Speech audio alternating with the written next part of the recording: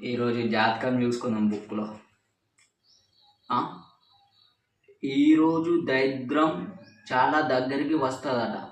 ఏమండి, జాతకంలో రాసింది రియలే, దరిద్రం దగ్గరికి వస్తుంది. ఏం చేస్తున్నారు?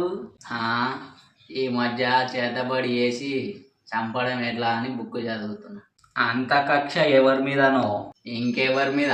మీ బాబు మీద. నీకు ఇచ్చి తలగబెట్టింది కదా, ఊరికే వేసుకున్నారా పెళ్ళి? మీరు 5 లక్షలు కట్నం అడిగితే మా నాన్న 10 లక్షలు ఇచ్చి చేసిండు.